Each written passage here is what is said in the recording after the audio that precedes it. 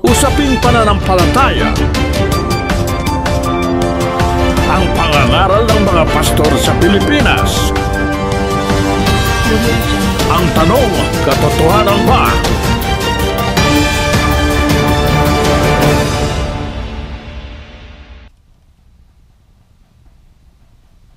Ang mapapanood ninyo ay nasa audio lamang. Ito ay mga pangangaral ni Brad Eli Soriano. Patutugtugin natin ng buo nang di mawala ang konteksto na kanyang ipinapangaral. At ating bibigyan ng reaction pagkatapos ng video. Ginagawa natin ito sa pamamagitan ng fair use. Oo nga pala, ang pag-like ninyo sa inyong pinanood ay malaking suporta na sa aking channel. Halina at atin ng panoorin. Bible exposition through our TV show Ang Dating Daan. Kami po ay nalulugod na naririto muli ngayong gabi ang ating mga kaibigang Church of Christ, meron po ritong Baptist, Iglesia ni Cristo, Christian Alliance, meron JIR, may MMC, may Born Again, at mostly merong Catholics. Meron din po tayong Mormon na kabisita ngayong gabi.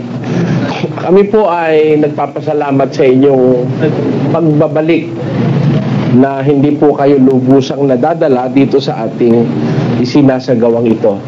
At ang amin pong pakiusap, sana po ay kung meron kaming nasasabing hindi maganda para sa inyo, huwag kayong huwag kayong magalit dahil ang pakiusap ko po, suriin ninyo. Kagaya nung ini-issue po sa akin sa TV ng JIL at saka ng grupo ni Mike Velarde na ako raw naninira.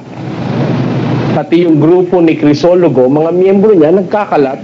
Napakinggan mo kayong puro paninira lang naman ang ginagawa noon.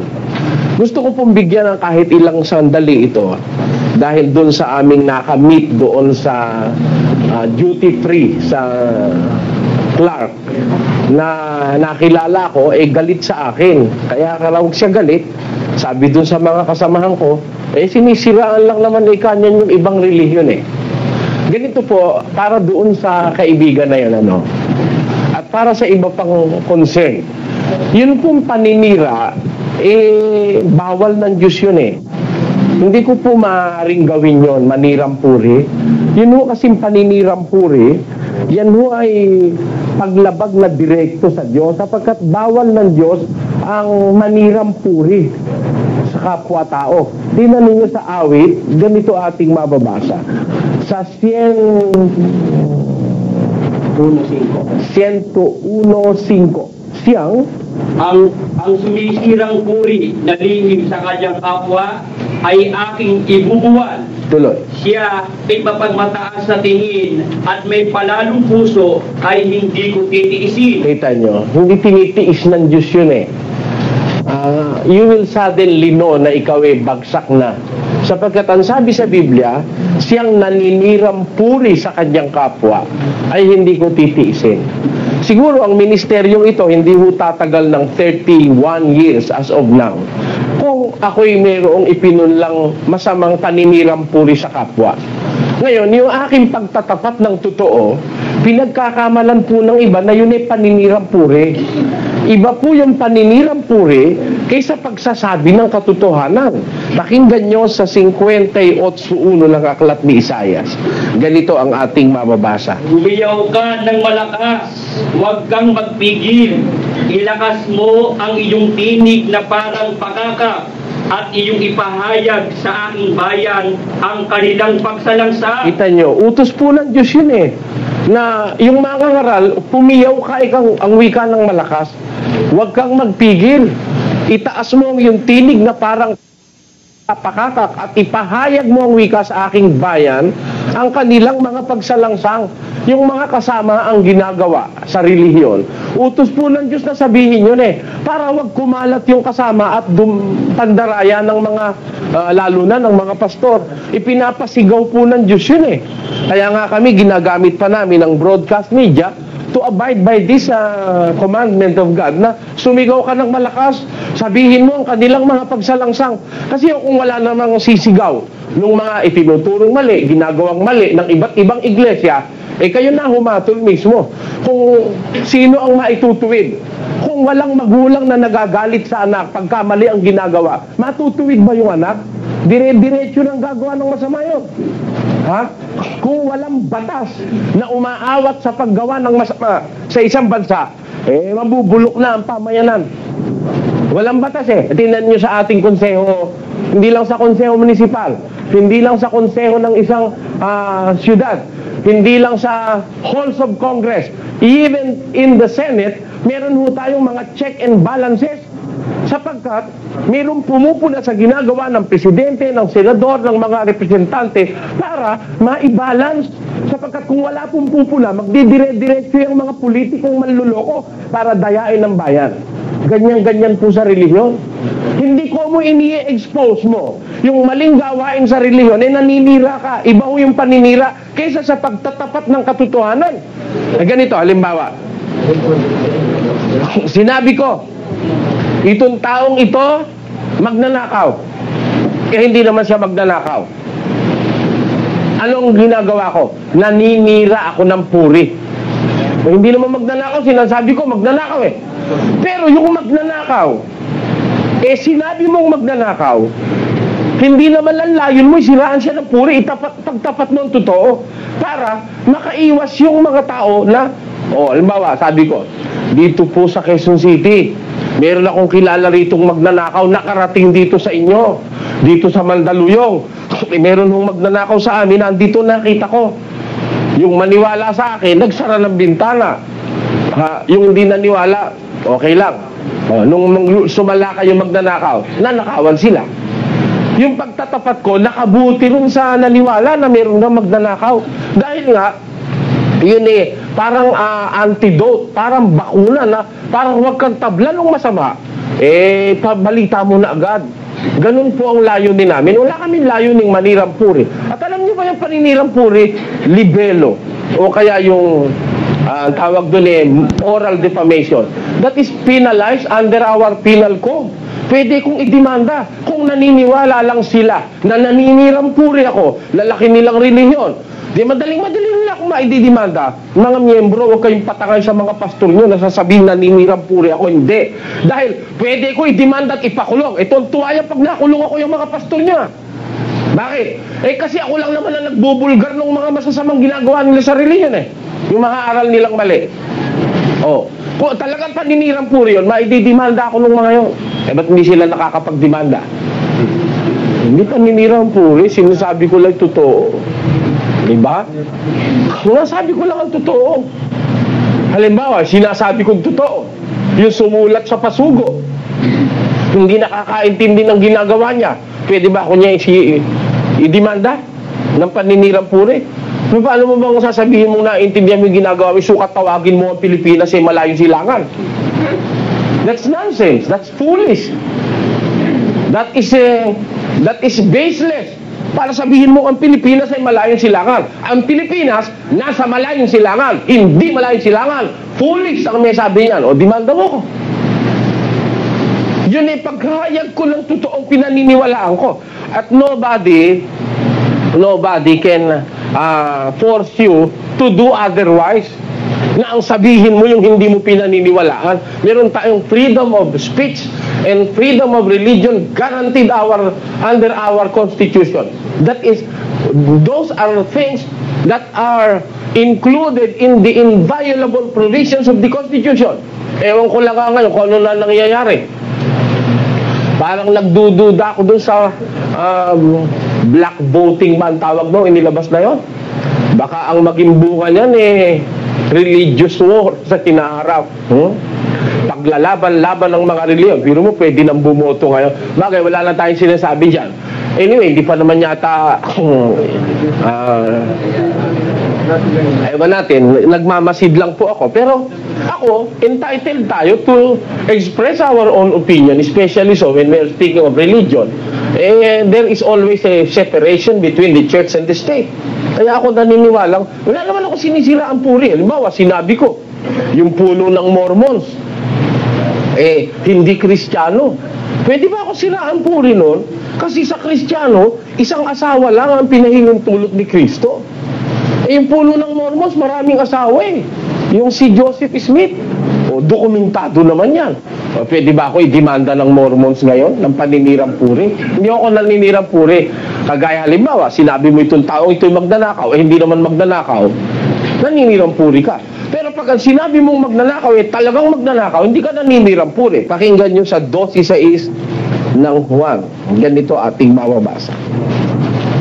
Ito'y sinabi nga niya, hindi sapagkat ipinagmamalasakit niya ang mga dukha, kundi sapagkat siya'y magnanakaw at yamang nasa kanya ang supot ay kinukuha niya, ang doon ay inilalagay. Meron isang babae merong pabango, napakamahal ng pabango, binasag kay Kristo, paan ni Kristo. Kinuskus pa nga yung buhok niya doon sa pabango, kinuskusan yung paan ni Kristo. Sabi ni Judas Iscariote, sayang naman yung pabango. Mabuti dyan, ipinagbili ng 300 denaryo, ibinigay na lang sa mga dukha. Ayun, iniabuloy na lang. Ang sabi ni San Juan, hindi sinabi ni Judas yon dahil ipinagmamalasakit niya yung mga dukha. Kasi pag inabuluyan mo yung mga dukha, siyempre ibibigay mo sa kanya yung abuloy. Siya tesorero hawak niya supot. Marami siyang makukurakot doon sapagkat siya isang magnanakaw. Sinisira ang bampuri ni Juan, si Judas? Hindi ho. Isinusulat niya lang ang katotohanan. Kaya ako ganun din. Hindi pag sinabi ko, yung aral ng El Shaddai na babalik rin ang payong mali, hindi ako naninirang puri. Wala naman akong personal na galit kay Mike Bilarde. Yung payong, kaya ginawa yun, talaga ang tatang na nun, yung mahaba. Binaliktad mo, hinawakan mo yung, ano yun? Paninirang puri ba yun? Hindi paninirang puri yun. Biro mo paniniwalain ka sa bagay na hindi totoo? Na pag ikaw yung Kristiyano yung magkakakotsi ka? Hindi ho ganun sa Biblia. Labag sa Biblia yun. Ang sabi ni Kristo sa 12 ng Lucas, pakinggan nyo ang sinasabi ng ating Panginoon. Yung mga pastor ngayon ng born again at niyang mga iba't ibang kongregasyon dyan, pinananampalataya ang tao sa Diyos na umaasa ng mga literal things, mga material things. Hinahakot nila yung tao sa pag-asang material. Materialismo ang naipopromote. Nawawala yung pananaw panlangit. Hindi kagaya ni Kristo, ang sabi niya sa mga alagad niya, huwag kayong magtitipon ng kayamanan sa lupa. Huwag kayong umasa sa mga bagay na narito sa lupa. Ang inyong itipunit, asahan nyo nasa langit. Itong mga pastor ngayon, itong mga ngaral, dadami pera mo. Marami ka, magkakaroon ka ng maraming berde, dolar. At ikaw pagpapalain, magkakakotsi ka sa 1 linggo. Ako. Ganun ba kung mangaral ang diwa ni Kristo? Sabi ni Kristo, magmasid kayo. At sinabi niya sa kanila, magmasid kayo, at kayo'y mag-ingat sa lahat ng kasakiman. Bakit? Sapagkat ang buhay ng tao ay hindi sa kasaganaan ng mga bagay na tinatangkilik niya. Kita nyo? Sabi ni Kristo, mag-iingat kayo sa mga kasakiman. Magmasid kayo, mag-ingat kayo sa kasakiman. Sapagkat ang buhay ng tao, wala sa kasaganaan ng kanyang tinatangkilik. Lalo naman yung kaligtasan mo. Kaya ang mga unang Kristiyano, mga gutom Pakinggan nyo, apostol pa ito Walang kotse, gutom. Basa. Hanggang sa oras na ito'y nangagugutom kami. Sino nagsasalita? San Pablo. Ano sabi ni San Pablo? Hanggang sa oras na ito'y nangagugutom kami at nangauuhaw at mga hubad at mga kinampan at wala kaming tiyak na tahanan. Tuloy. At kami nagpapagal na nagsisigawan ng aming sariling mga kamay. Bagamat inuupasala, kami nagpapala. Bagamat mga pinag-uusig, ay nagtitiis kami. Bagamat mga sinisiraang puri, ay aming pinamanikan. Kami naging tulad ng yagit sa sanglibutan, sungkal ng lahat ng mga bagay hanggang ngayon. Tingnan niyo yung unang Kristyanismo. Mga nagugutom, mga hubad, mga tinampal, walang palasyo, walang tiyak na tahanan. Naman mga pastor ngayon, may helicopter, may private plane. Saan nyo pinagkuha yan? Di ba sa kahihingi nyo ng abuloy na wala sa Biblia? Dahil kung ang kukunin mo yung abuloy sa Biblia, na ipinahintulot ng Diyos, hindi yayaman ng pastor. Tandaan ninyo mga kapatid, hindi yayaman. Pag ang kukunin mo yung tagubili ng Biblia, wala kang ibebenta, hindi mo ninegosyo yung relihiyon, hindi ka magtatayo ng eskwelang may matrikula, hindi ka yayaman Kaya yung mga apostol, hindi yumaman, nagmimilagro yun, ha? Yumaman ba yun? Hindi yumaman yun. Namatay nga si Kristo, isa tunikong buo, tunika na buo eh. Pinaganuhan pa eh. Hinapak pa. Kaya siya, binalot lang sa isang cloth na isinupply ni Jose ng Arimatea. At ang libingan ni Kristo, hindi masuleo. Libingang hiram. Yung libingan ni Jose ng Arimatea. Dahil nauna siya ang pinalagay ni Jose ron. Ay mga pastor ngayon dahigang mga hari, ang mga monarch, talaga naman may sariling private plane, kumikita ng $300 million a year. Ha? Naku po, kakalula, no? Pagka 300 million, di kayo maiinitan. Air condition sigurado lahat ng sulok nitong ating malaking palasyo. Ha? Pati kitchen nga, air condition eh. Miro mo ayaw kumulo-kulo yung sa tindi ng air condition. Maniwala. Kaya kung kayo hindi magsusuri sa reliyon, ngayon sinasabi ko ito, naninirang puri ba ako? Hindi ako naninirang puri. Sinasabi ko lang yung totoong nangyayari. Talaga ngayon, ang malakas yumaman, mga pastor. Kaya ngayon, naging hanap buhay ang pagpapastor eh. Ha? Nakaalam lang ng 3 sitas ng Biblia, nangaral na mga kapatid. Sumasampalataya ka ba sa Panginoong Jesus? Tanggapin mo lang siya at meron ka ng personal na tagapagligtas. Saan mo nabasa yung personal na tagapagligtas na yun? Bobo, wala sa Biblia yung personal na tagapagligtas. O sige, lahat ng pastor na nagsasalita niyang personal na tagapagligtas. Humanap kayo sa Biblia kahit isa lang. Pag nakakita kayo na si Kristo ay personal na tagapagligtas, nakahanda ko anong oras man, doon sa luleta pa, pupugot ako ng liig. Pag nakabasa kayo na si Kristo personal na tagapagligtas, no! Hindi ganun sa Biblia. Si Kristo tagapagligtas ng iglesia. Ha? Hindi personal mo na siya paggagawin mo. Personal Lord and Savior. Personal Lord. No. He is the Lord over the church. He is never a personal Lord. Huh? He is Lord of the true church in the Bible. He is not a personal Lord. Neither is He a personal Savior. Because He is the Savior of all the righteous in the church. Hindi siya personal. Ano ba kahulugan ng personal? Pansarili. Tama o hindi? Alam ba nyo pansarili? Eto, bibigyan ko kayo ng halimbawa ng isang pansarili. Unang Korinto 7. Pakinggan nyo. Eto, pansarili. Personal mo talaga ito. At tungkol sa mga bagay na isinulat ninyo sa akin, mabuti sa lalaki ay huwag gumipo sa babae. Tuloy. Dadapat dahil sa mga pakikiapid, ang bawat lalaki ay magkaroon ng kaniyang sariling asawa. Ayun, yun lang ang personal na kailangan mo. Sariling asawa. Huwag ka makikisosyo sa iba. Masama. Talagang yung asawa, sarili mo lang yun. Kasi pag ginagamit yung sarili o personal, talagang ikaw lang. Walang access yung iba ron. Yung asawa, ganon. Pero pag sinabi mo, si Kristo sarili mong tagapagligtas, swapang mo naman, di mo na kami tiniran. Sinarili mo eh. O, naiisip ba ng mga born again yung kagaguhang sinasabi nila na yan? Ngayon, kung sabihin ko to, naninirang puri ba ako? Mga miyembro naniniwala sa pastor nyo, mag-isip kayo, alam kong may isip kayong bigay ng Diyos. Ginagago ka lang ng pastor mo, pinapaniwala ka, naninira ako. Sinasabi ko totoo na si Kristo hindi personal Savior. Hindi siya sariling tagapagligtas sapagkat siya tagapagligtas ng iglesia. 5:23 ng Efeso. Pakinggan nyo. Sapagkat ang lalaki ay pangulo ng kanyang asawa, gaya naman ni Kristo na pangulo ng iglesia na siya rin ang tagapagligtas ng katawan. Alin ang ililigtas ni Kristo? Yung katawan. Ano yung katawan? Sa 1:18 ng Kolosas. Pakinggan nyo. At siya ang ulo ng katawan sa mga pigbagay ng iglesia. Alin yung katawan? Yung iglesia. Si Kristo tagapagligtas ng katawan. Entonces, si Kristo tagapagligtas ng iglesia. Ano siya? Di tagapagligtas ng iglesia, hindi personal Savior. Marami kayong dinadaldal dyan sa television eh. Dahil yung nakukumbirti, dinadala nyo sa malimpan na ng palataya, personal Lord and Savior.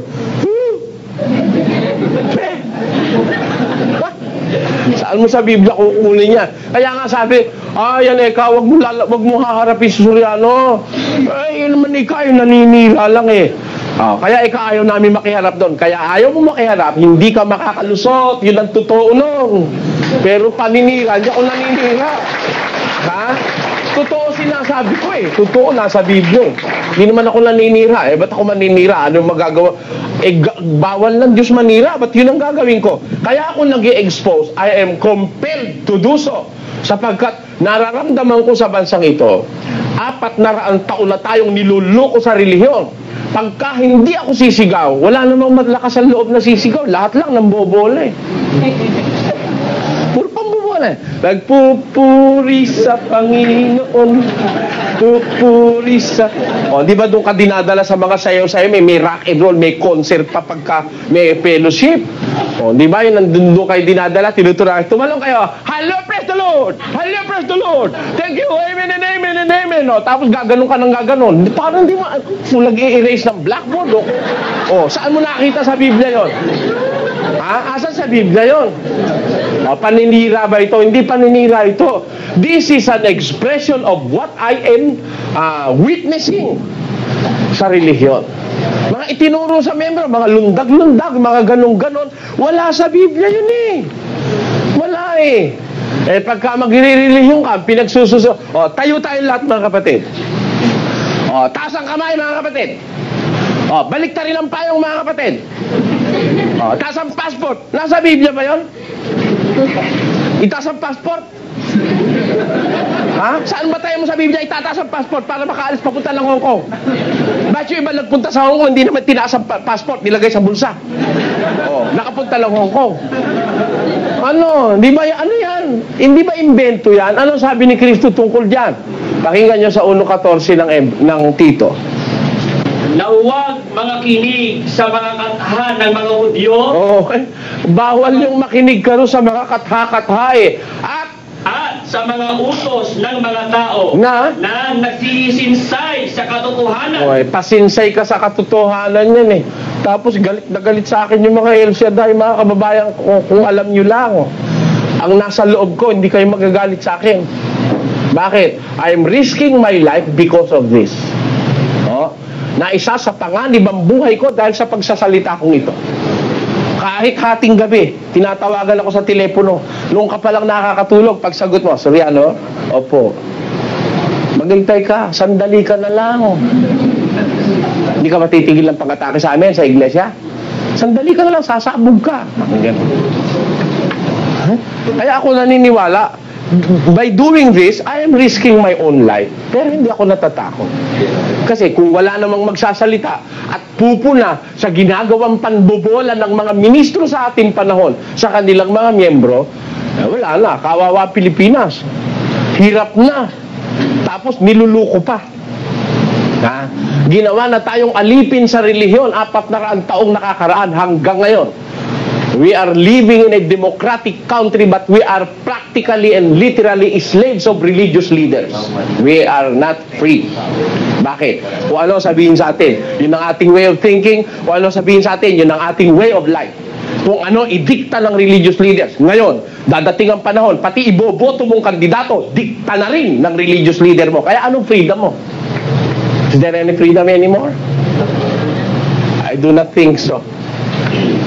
Kahit magalit sa akin ang mga kinaukulan, magalit sila sa akin. So long na hindi nagagalit sa akin ng Diyos, magalit na kayo lahat. Kung gusto nyo nga, pati mga miyembro rito, sabi ko, magalit kayo, magkampi-kampi kayo, subukan nyo. Ako naniniwala, kung na, sabi ni San Pablo, sa 13:8 ba ng Ebreo yun? Pakibasa mo. Ano pa ating masasabi ng buong tapang? Na? Ang Panginoon ang aking katulong. Hindi ako matatakot. Anong magagawa sa akin ng tao? Kita nyo, 3 beses na ako nabugbog eh. Inabanga, nabugbog, na ospital. Awa ng Diyos, buhay pa rin. Pagka talaga kasing mamamatay ka na, katanghalian tapat, biro mo nagbanggaan yung 2 barko. Biro mo naman yun, ano yun, natutulog ang kapitan?